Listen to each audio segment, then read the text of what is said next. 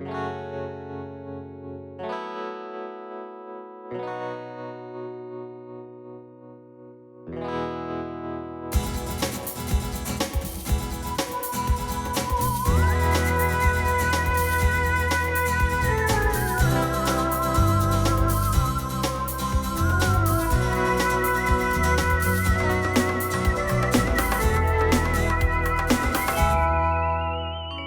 I'm Adam Sheehan, Senior Marketing Manager at Funimation, and we're here at Area 51 in Grapevine, Texas to talk about a wonderful thing called the Dragon Ball Z Collectible Card Game.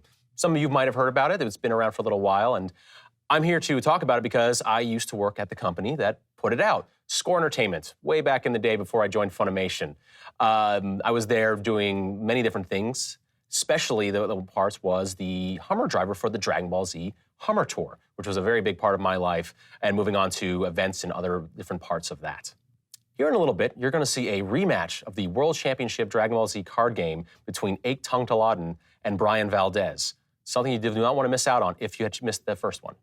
Ake will be joined here in a little bit by some of the people who used to work on the card game, including David Eckhard, one of the original designers for the CCG, Garrett Wilkinson, one of the original playtesters, as well as runs retro-DBZ-CCG.com, and Tracy Hackler, one of the former sales and marketing guys over there who's going to talk about the past, present, and future of the card game. As I mentioned, the Dragon Ball Z Hummer Tour was where I got my beginnings in this industry, and what that really was is Score Entertainment bought an H1, like the military-style H1. This is before the H2s or any of those other smaller versions came out, and painted all the graphics around it in Dragon Ball Z, so basically driving a giant Goku on the hood. So basically, they hired me to drive all around the country, stopping at card shops, doing mall tours with voice actors flying in, and basically just doing demos of the card game while doing autographs and giveaways and things like that. So again, dream job. So some of the different things they actually did to promote it, I have here in this box. They did a lot of different marketing for the Hummer Tour back in the day, including cards that were done in packs. They were inserted into different packs all around the country, advertising maybe just come to your card shop or your mall. We went to, I think, almost 30 of the 50 states, so there was a good chance you'd see us. So this was always one good way to actually see the cards. We used to do flyers back in the day, which was, an email without the E. We send out different flyers to different news groups and retail locations, things like that. This is a markup of what the flyer for the Dragon Ball Z card game Hummer Tour was going to be, looking around. The Ultimate Victory Tour. We renamed every single tour we went out on those lines, including, you might have seen another extra, Sonny Strait drove the Hummer at one point and did the Krillin to the Max Tour. So he was not on the Ultimate Victory. That was mine, because they had to change around from Krillin or it'd be weird. On tour, I spent so much time with the voice actors. Every single weekend, pretty much. Got to know them almost like family. So kind of a little keepsake for everyone. I have them autograph the card that was exclusive for that tour at the time. So I started getting autographs wherever I could. As you can see here, I've got Sonny Strait, Eric Vale, Chris Sabat, everyone under the sun. And then, of course, we change the card out every Hummer Tour. So we have a couple more back here if we didn't make the first one here. Kyle Hebert, and one for myself because it was the strangest thing when people kept asking to have my autograph, so I thought I might throw it in there just for funsies. So talking about the cards, there was multiple sets. I believe there's about 11 regular sets and 3 or 4 subsets. Those cards got to be made somewhere. In the beginning, they basically draw up cards on little pieces of plastic they called proxies, playtest cards. I happen to have a little small set of them that have never been seen before, including, if anyone's familiar with the card game at all, they have different colors. Basically, there's blue, there's red, there's orange. This one you see here, it says brown. There never was a brown. What he called brown never actually made it out of playtest. So this is an original thing. And some of these cards, most of these cards, the original text from what they are in here and their final text in the cards, not even close to the same thing.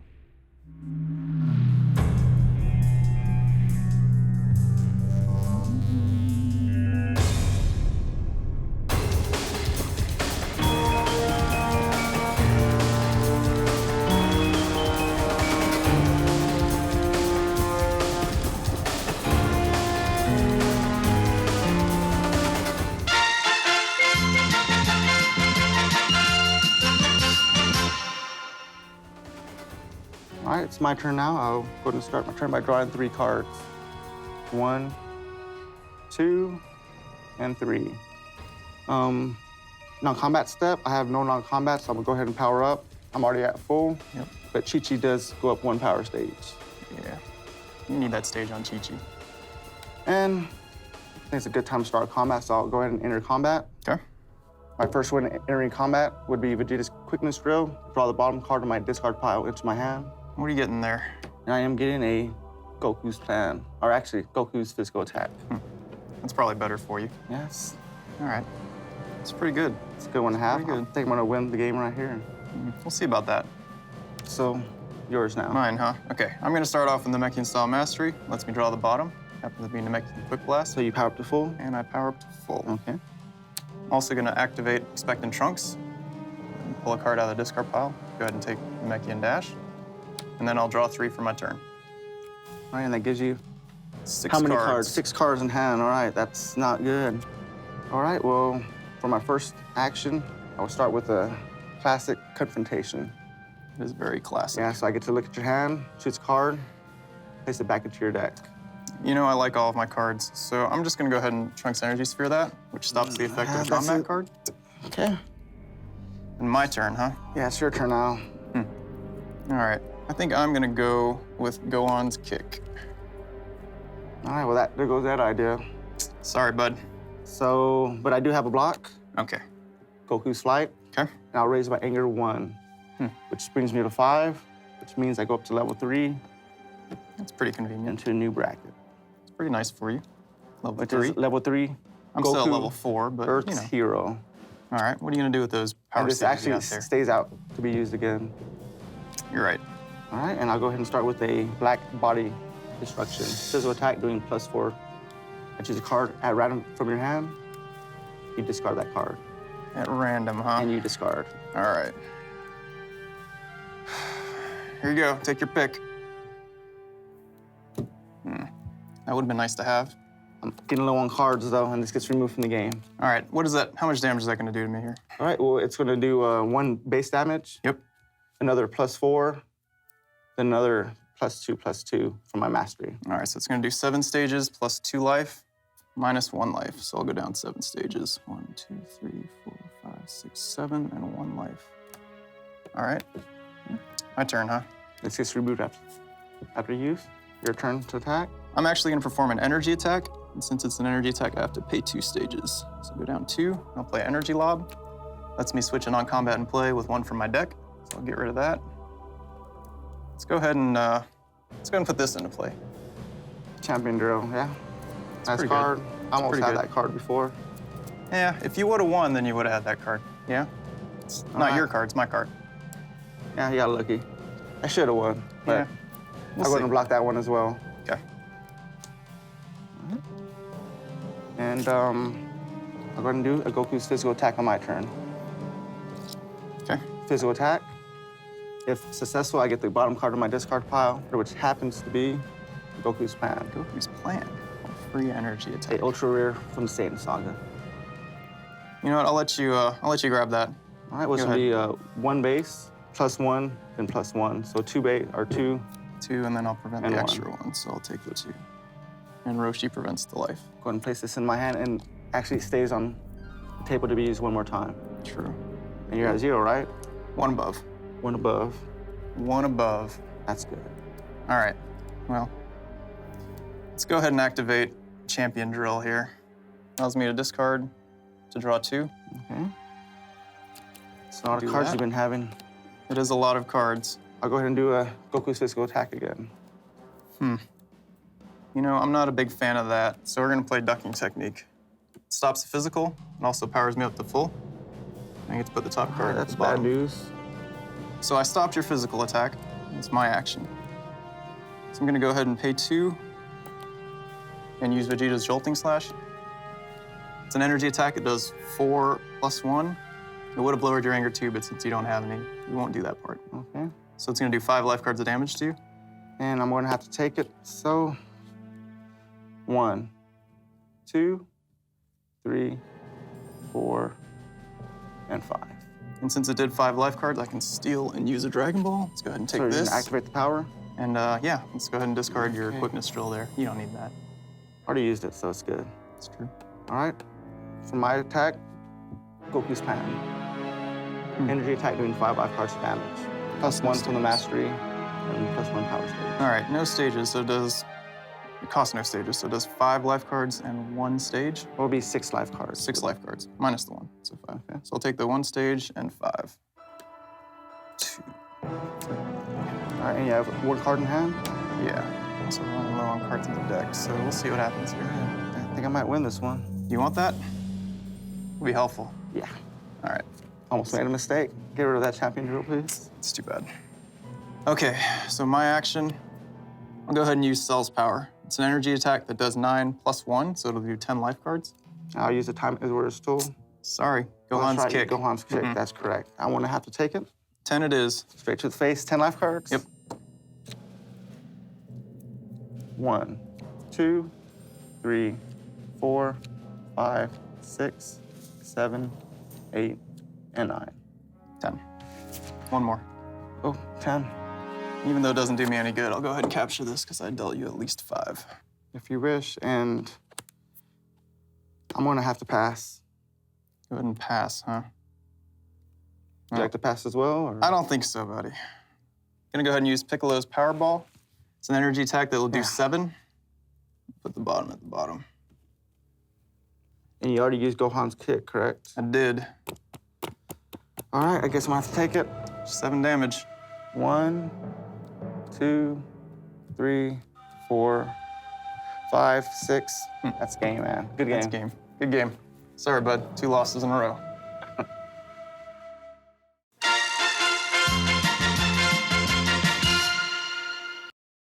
Hello, I'm Tracy Hackler with Panini America, and we have a history-soaked, action-packed, informal roundtable discussion with some legends of Dragon Ball Z to talk about the Dragon Ball Z card game, the history, and where it's going. Well, I'm David Eckhart, also known as Chipmunk, one of the original developers and designers for the card game. I'm Garrett Wilkeson. I was a playtester and designer of the original card game. I'm Aik Tong Taladun. I was also a playtester and a designer, and I'm currently work for Panini America, working on the re-release of the Dragon Ball Z card game. You were also a former world champion. That is Yeah. true. I was 2001 world champion. Wow, it's huge. You never talk about that, ever. You never, we've had all these discussions about bringing back Dragon Ball Z in the Panini office, and you never say, you know, as a world champion, I know you're not a bragger, but you need to pump that up more, man. Yeah, that's part of it. You don't drive behind his car, it's on his license plate. Yeah. All over the bumper. Yeah? Stuff like that, yeah. Well, you deserve it. Thanks. So you guys were instrumental in the original Dragon Ball Z game, various phases of that project. So one of the things, I was on the sports side back then, but I always envied you guys because you guys there was always something going on, and there was this intense passion from not only you guys, but the game players. So what do you guys remember most fondly about that time, that formative time? Well, all the different changes that the company went through, because the company was very different back when the first set, Saiyan Saga, was released versus towards the very end with the Buu Saga and Kid Buu and whatnot. There were a lot of fun people, but going to conventions and tournaments was probably the best. Just like seeing hundreds of people playing the same game and having a blast was really fun. So that's probably where my fondest memories come from. That's cool. Tournaments and stuff. Yeah, see, I worked on both sides of perspective. Before I came and worked there, I was one of the players. So I played in like the world championship that he won and whatnot, and I didn't win, unfortunately. But so I got to see both spectrums, and going from playing in the tournaments to actually working on the game and whatnot was exciting. You got to see kind of the curtain pulled back and where everything comes from and the thought process of the good and, you know, the bad. It's like, oh, I know who to blame now for that one card that was too strong or something like that. So Yeah, a lot of times me. yeah, It was a lot of times you. Yeah, yeah. so my fault. But it was fun. I think all of us, develop a lot of friendships with the people that played and the people that worked there, and it sort of carried over. Actually made it a really fun place to work at. I think I actually carry that in the most. Yeah, that's true. Like a lot of the people I see, because I still go to conventions and whatnot, and a lot of the people I see are people that we used to play the games. And it's weird now because they play the games with their kids. So it's funny, because like this is my son. I used to play this game when I was like a teenager, and now I'm playing it with my son, and he's coming to the tournaments with his son to bring the games and whatnot. That's cool. So yeah, it's fun. That's kind of the thing that like the lasting impression on the game is anybody that the game grabbed a hold of that's still there. Like they still love it. What is it about the game that does grab a hold of folks? I mean, you guys have seen it for years and years. Why do so many people dig it? Well, it's very unique in the spectrum of card games that there's not a lot of card games that kind of play like that game does. It has different types of mechanics. Like a lot of games, it's real resource intensive, and it's kind of controlled what you can do on each turn. Where in Dragon Ball Z, it was a lot like the show in that it was more like just a knockdown, drag out slobber knocker. Like you, turn one can go after somebody and just bam, bam, bam, bam, bam, bam. Yeah. Just go after each other. And then there's kind of like so many weird things with the cards. There was like rare cards that got dropped in the packs on accident and things like that. And having it come from like a sports card side of things, there was kind of these sports elements in the card sets. There was chase rares, subsets, ultra rares, alternate foil patterns, all these things that kind of make collectors go nuts because people love Dragon Ball Z, and there's tons of people that played the game that really didn't play it super competitively, but they bought the cards because they were really, really into Dragon Ball Z. Yeah. A lot of people also like that it kind of matched the theme of the show, so to speak. Like Dragon Ball Z was all about strength and power, and all these characters having all these powerful abilities to blow up planets and teleport and all this stuff. And so the card game itself had a lot of powerful effects that if they existed in other card games, they would be broken or banned. They would get rid of them because they'd be too strong. But in the world of Dragon Ball Z, they were just fine. And so you had all these overpowered decks playing against other overpowered decks and just allowing people to do whatever they want. Because the people that still play it, like one of the things they enjoy is all the different ways that you can build decks. There's a lot of variety and a lot of different things that you can design and develop towards for your deck in order to prepare yourself for the game. So there's a lot of people really like that. And another thing that kind of differentiated how Score handled the game was a lot of game companies, the designers were kept away in rooms and whatnot, and it kind of dealt with the size of the company, that everybody had to have multiple hats. You were a designer, and then you also ran the tournaments.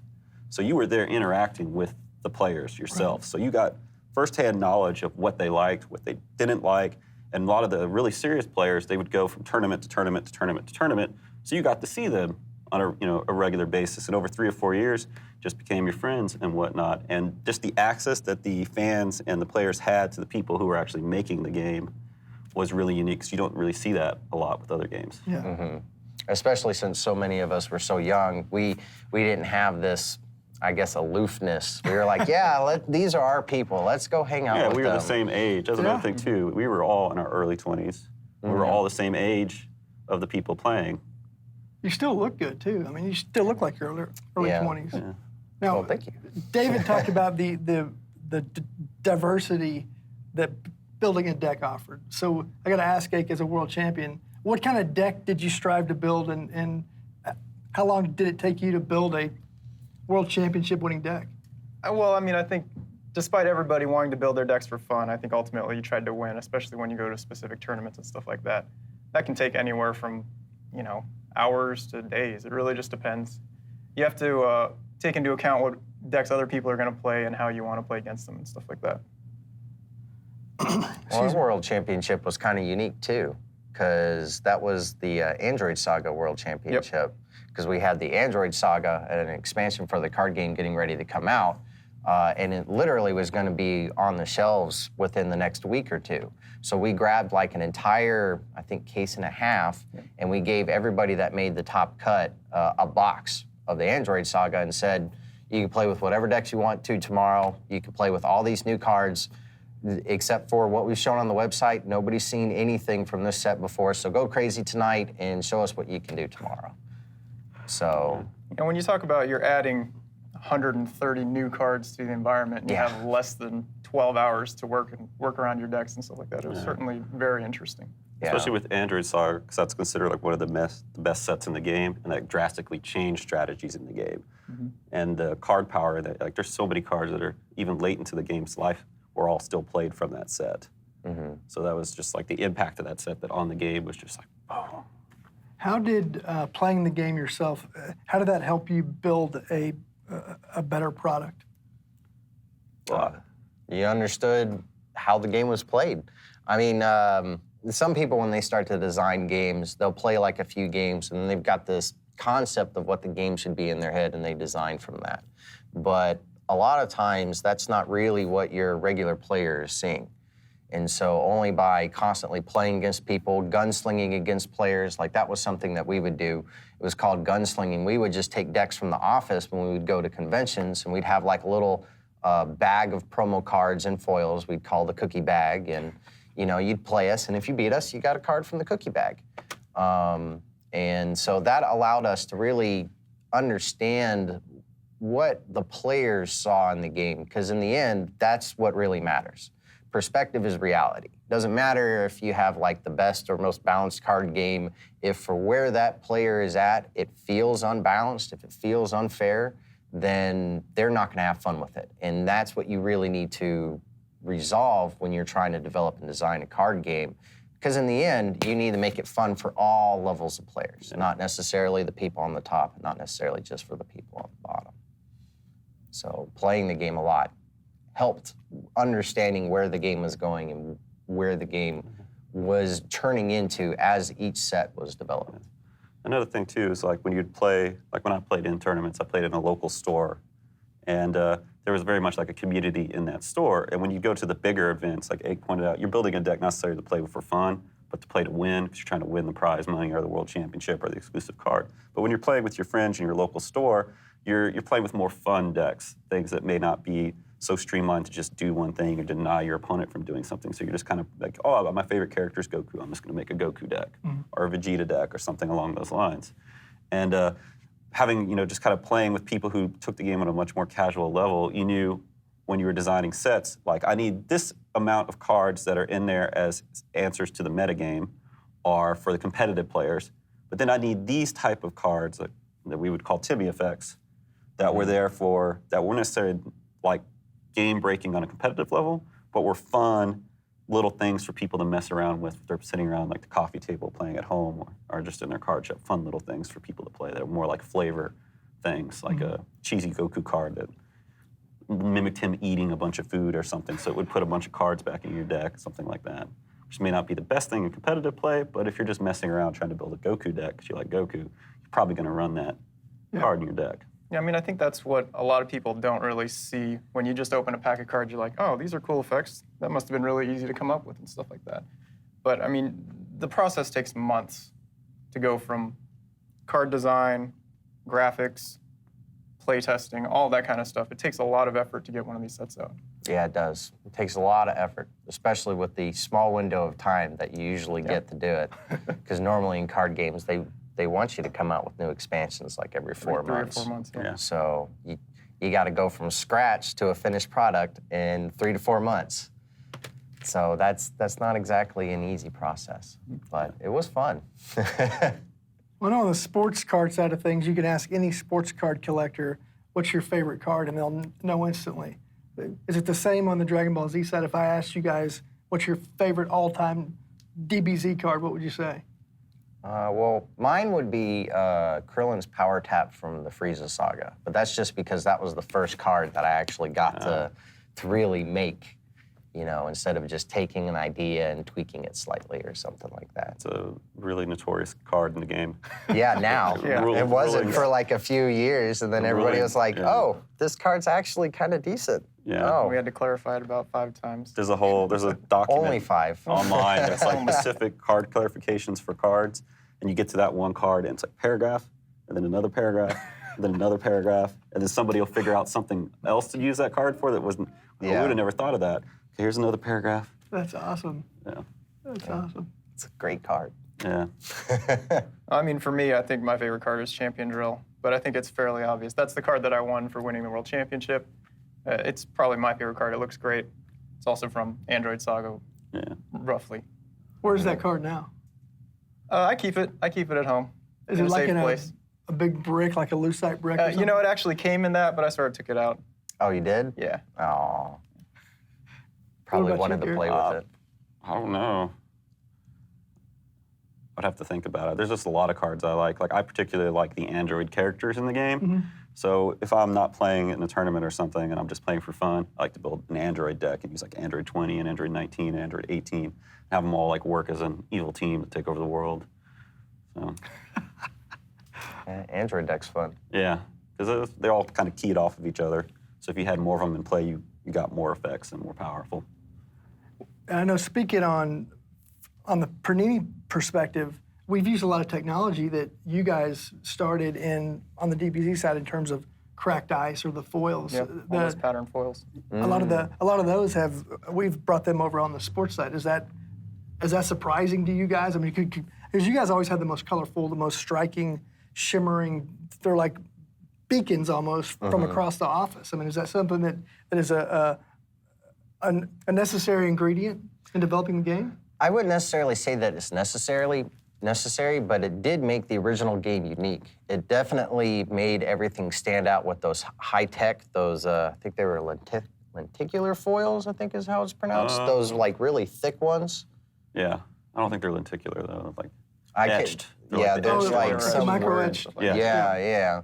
So, in the fact that after the first two sets, we were also redesigning the templates every set and changing the foil patterns. So every set had its own unique look to it. And once you started putting decks together for multiple different sets, like it made them have this very distinct look that caught people's eyes. People would walk by and go, wow, those kind of look cool. What the heck's going on over there? Yeah. So you don't need it for the game, but it definitely helps stand out amongst all the rest. So that was another thing that separated it from other card games on the market at the time, is generally there was one set template, and then you would use that template for years. But with Dragon Ball Z, there was a new template, a whole new graphical design each set, whole new foil pattern each set, and it added a lot of flavor to the game. Like, it's still considered like one of the best looking card games out there, period, to date. that part was really fun because we would have like this entire binder, probably about like this thick, just filled with foils. And so every set, we'd have like a little strip of, from what's called a white plate, which has the white ink that covers up the foil so that the foil doesn't come through certain parts of the card. And so we would take that and just flip through the pages and just kind of look like at all the different foils that were in there and kind of like picking and choosing and having little pulls and stuff. That was really fun, actually. Yeah. So and it helped our cards like really stand out. Mm-hmm. So you play the game, you make the game. So obviously you're big fans of Dragon Ball Z, right? Mm-hmm. And if so, why are you big fans of Dragon Ball Z? I like over-the-top dudes beating each other up in over-the-top ways, so it kind of sells me. Fair enough. Yeah. I think back in the 90s, Japanese animation was fairly uncommon, and I mean, Dragon Ball Z was definitely one of those animation shows that just got everybody hyped up into that and enjoyed it. And there was a lot of it, too. It wasn't like a lot of decent animes where there was like a season or two, you'd get through 20, 30 episodes. Oh, it's done. No, Dragon Ball has, what, almost 300? Yeah, there's like 300. 300 plus episodes, yeah. And it just, for a teenage boy, it's like if you grew up watching wrestling and muscle-bound dudes just without their shirts on beating each other up with bad haircuts, Dragon Ball Z was like the next logical step. Yeah. Their haircuts go, Real high. Turn all gold and everything. Yeah. Do you guys have a favorite Dragon Ball Z character of all time? Do you have a favorite? I like Vegeta a lot. I think most of the main cast I like quite a bit. Okay. Vegeta, Goku, Krillin, Piccolo. In-house, our favorite character was Tien, but that was just because he had a third eye. And we thought that was really cool. So, like in the card game, that's why out of the main cast, he was one of the few characters that got a lot of cards and a lot of stuff for him because he was just kind of like our little in-house flagship dude. That makes a lot of sense because Yeah. there's like a TN card every set. Yep. And you're always like, that's a really good TN card. Yeah. It's behind the scenes you just don't get anywhere else there. Yeah. What about you, Ace? He's got a third eye. I think my favorite character is a movie character, and it's Brawly. I mean, I think just legendary Super Saiyan. Just complete. I would swear, but I don't really want to. He's a complete BA. He's a bad blank Yeah. BA, Yeah. yes. He's a bad. He had Yeah. the best quotes on cards because they would take little quotes from the show and they It's put it just on the him cards. screaming. And it would just be like, his quotes would all be like, That sounds like Egg talking now. Yeah, pretty close. So, how difficult was it? Because on the sports side of thing or on the entertainment side of things, you have photos of athletes or personalities or singers or you guys didn't necessarily have athletes that you could photograph or how did you go about calling all the images? Well, so in the initial parts of Dragon Ball Z, we were given these beta time tapes that were basically copies of the original betas, but they had the little time frames on them. And so we would watch the show and we would collect all the different time frames for different images and pictures, and then we'd request Funimation to give us these images and have them returned to us. And then we'd pick which ones we wanted to put on cards. Over time, we started knocking a few of those layers out. Okay. Like after a while, we started getting the pure or copies of the pure betas, and we're able to get the images ourselves instead of having to go to Funimation, for example. But Gotcha. that process ended up making us watch the show about 3 times usually. Because you'd watch good. it once just to sit down and kind of just watch the episode and get a feel for what's going on. And then you watch it the second time and you're actually starting to take notes and everything. And then the third time is when you actually go back for the images. You like look at which characters and storyline points are memorable. And then when you get to the fight scenes, you're literally going frame by frame. Because in Dragon Ball Z, they do a lot of clever techniques in order to take a couple of frames and make them last minutes at a time. But there are also some very unique and interesting pictures, just one frame inside of an entire fight scene. And you'd only be able to catch it by just going frame by frame by frame. So I've seen literally every fight scene in Dragon Ball Z in slow motion due to our image capturing process. That's cool. So, and that's generally how we'd go through it. Watch it a few times so you got an idea of what you need to get, and then it's just going frame by frame. Okay, that one looks good. Okay, no, let's go 2 frames later so their head's a little bit lower. Okay, let's use that one. Let's use that one. Yeah, I mean, despite the fact that we originally did this 10 to 12 years ago, the process is still the same now. You're still capturing it off of the DVD, watching it frame by frame.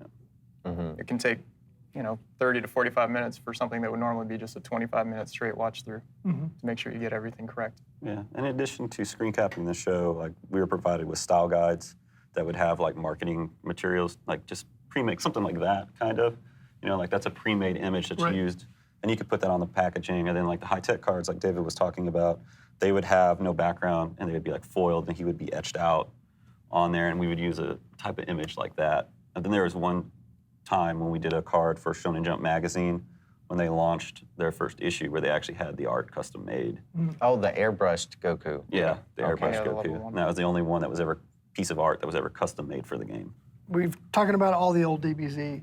The new DBZ's coming back. I can tell you from a Panini global perspective, there's that same excitement and passion that we saw way back when is ever present now at Panini. And we have a guy in Ake who's helped kind of bring that back. So what's that process been like for you, Ake? Well, it's been great. I mean, I think we had a really solid game to start with, and we're sort of building on that, just cleaning up sort of some of the rules and making sure that's easy enough for people to pick up and learn. But I think we just want to carry on the tradition and make cards that people enjoy using.